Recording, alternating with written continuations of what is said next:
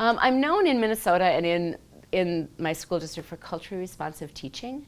It is something that I developed starting with a partnership in 2002 with the National Urban Alliance. And I've honed my craft kind of through the mentors from the National Urban Alliance. It's a company in New York.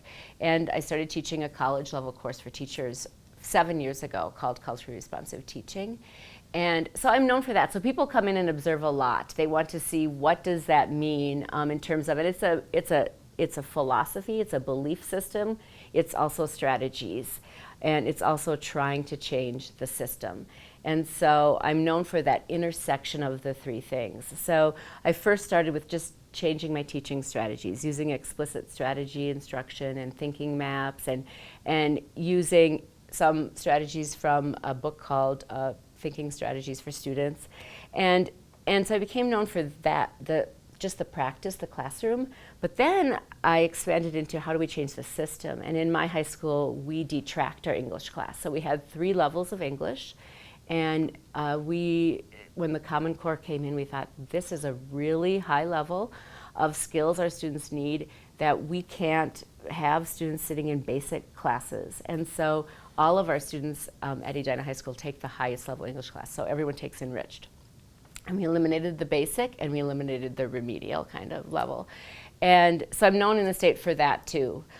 So that was kind of the system change of culturally responsive teaching. Like, we need to make sure all students achieve at high levels. So I changed kind of the strategies, like I said, the system, and then also working on the belief system of changing teachers' attitudes about students and student achievement. And that it's not predictable by race or gender or social class or learning disability even. I have a number of special ed teachers put their students in my room because the students were in a lab special ed class, and they were feeling like left out of the school system because 650 kids were over in our detracked high level. And so they come into my room, even with an IEP, one student this year of just attending class. Like they said, and they said, we have no expectations for this student. She has no credits as a sophomore. She's not able to function because of her ASD. She has autism spectrum disorder.